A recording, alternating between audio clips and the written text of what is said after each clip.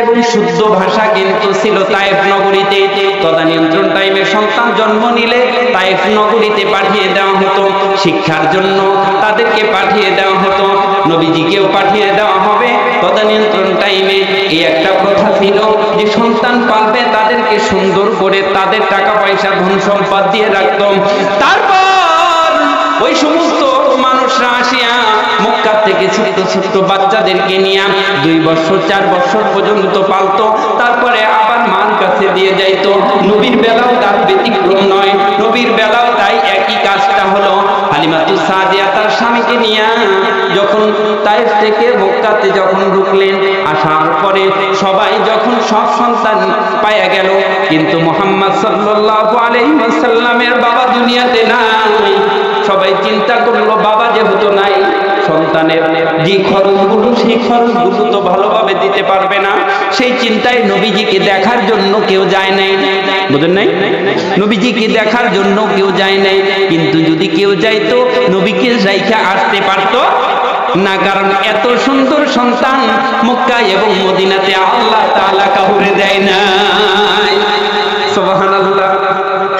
অবন্তগণ আমার ভাইরা, সবাই যখন পেয়ে গেল বাজার থেকে, সবাই সন্তানগুলো নিয়ে যখন রওনা দিবে, আব্দুল মুত্তালিব চিন্তা করলো তার নাতিকে সুশিক্ষিত বানানো দরকার আছে না নাই? ভালোবাসা, ভালো খাবার, ভালো পরিবেশ, ভালো ওয়েদার, ভালো পরিবেশের জন্য আমার নাতিকে তায়েফ নগরীতে পাঠানো খুবই প্রয়োজন। যেহেতু আমার বেটা আব্দুল্লাহ দুনিয়াতে নাই, তাহলে আমার নাতি ঢেকে নেবে। বাজারের মধ্যে যায় ডাক দিয়া বলতেছে, কে আছো ভাগ্যবতী মা, কে আছো ভাগ্যবতী মহিলা, কে আছো বাবা, আমার নাতির যে কেউ নিয়ে যাবা তার কপালটা আমার আরশের আজিমের মালিক খুলে দিবে। সুবহানাল্লাহ। হালিমাতুস সাদিয়া তখন চিন্তা করলেন, সন্তান আমি এটাই নিয়ে যাব। আমি তো যেহেতু সন্তান পাই নাই, পাওয়ার না পাওয়ার আবার কারণ আছে। হালিমাতুস সাদিয়ার আর একটা সন্তান ছিল, ওই সন্তানের দুধ খাইতেছিল। ওই সন্তান দুধ খায় বলে হালিমাতুস সাদিয়ার শরীরটা একটু ভাঙা, শরীরটা স্বাস্থ্য নাই, কেউ তার সন্তানও দেয় নাই।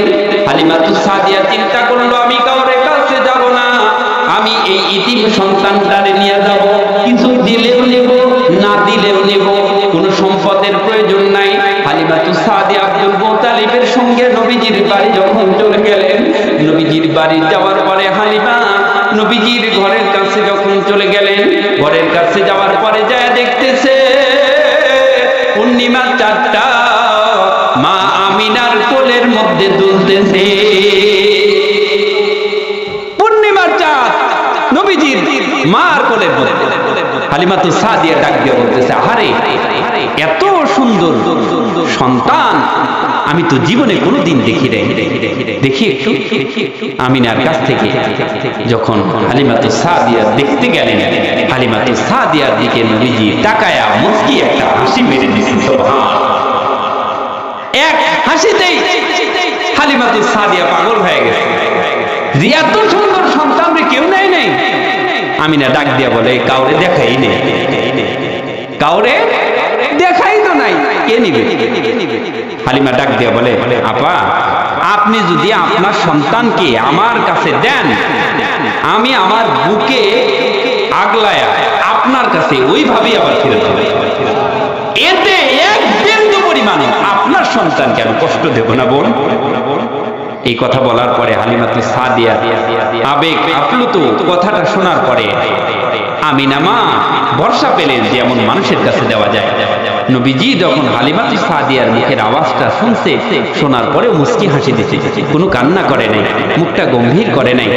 হালিমাতুস সাদিয়ার কাছে দিবেন, আমিনা দিবেন, দেওয়ার সাথে সাথে হালিমাতুস সাদিয়ার চোখের সাথে আমার নবীজির নূর আনোয়ার চোখ যখন পড়ে গেছে, পড়ে যাওয়ার পরে হালিমাতুস সাদিয়া দুনিয়ার সব কিছুকে ভুলে গেছে।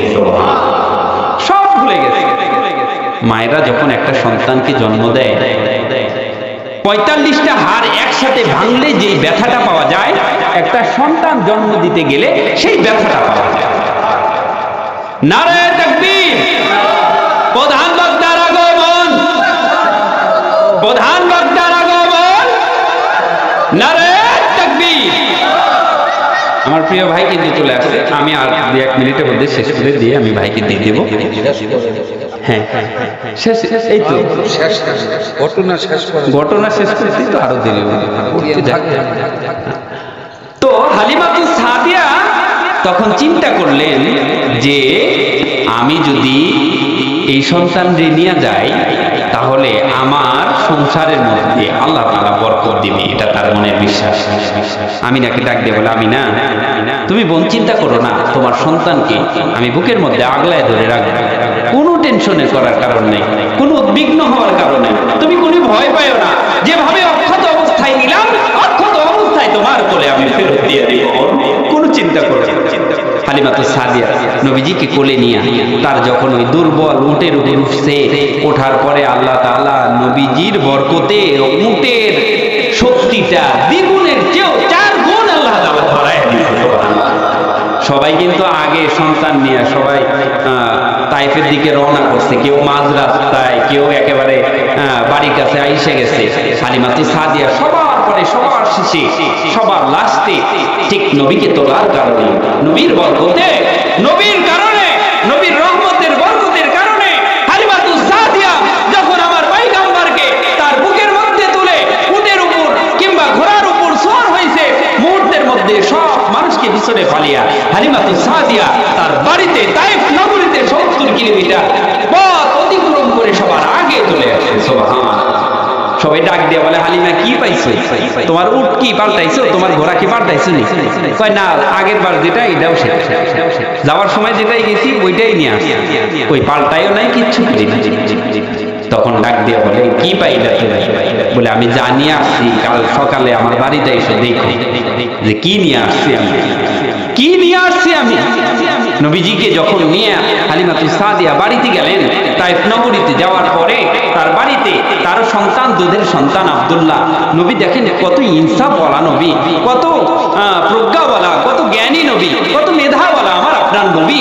নবীর মা ডাক দিয়া বলে, আমার মুহাম্মদ মক্কাতে থাকতে আমার 2 স্তনের দুধ পান করত, কিন্তু যখন তাইফে গেছে, তাইফে যাওয়ার পরে হালিমাতুস সাদিয়ার 1 স্তনের দুধ পান করত, 2 স্তনের দুধ পান করতেন না, কারণ তার ভাই আর একটা দুধ ভাই আছে, নাম হলো আব্দুল্লাহ, সে আব্দুল্লাহর হকটা রেখে দিত। আর আমরা নিজেরা আপন ভাইয়ের হকটাই মেরে খাই, আছে না নাই?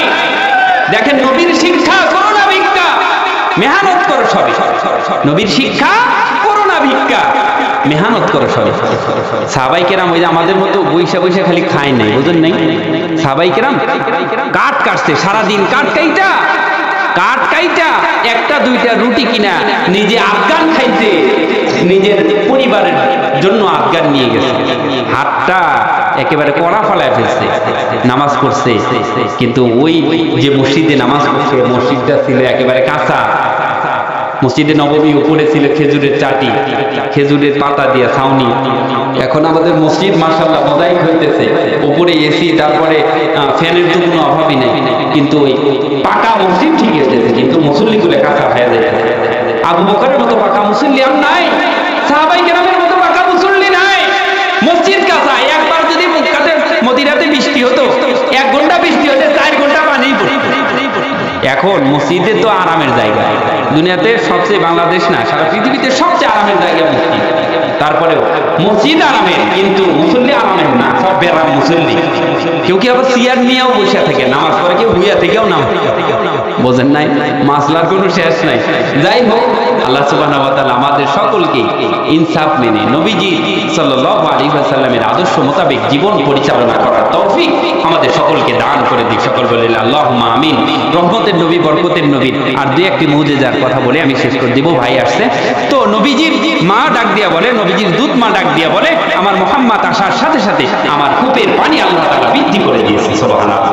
কেন কূপের পানি? আপনারা অঞ্চলের মানুষ মনে করতেছেন যে পানি আমাদের হুজুর অভাব তো নাই, 10 ফুট 20 ফুট ফুটলে আমাদের পানি চলে আসে, পাশে যমুনা নদীও আছে, কিন্তু মক্কা মদিনায় পানি বের করা যে কত কঠিন, এটা যারা মক্কা মদিনায় গেছে তারাই জানে, ঢাকা যারা থাকে তারা জানে, কিংবা ভোলা কিংবা যশোর খুলনাতে যাবেন, 1000-2000 ফুট নিচে থেকে মিঠা পানি বের করা লাগে, তাছাড়া খালি তিতা লবণাক্ত পানি।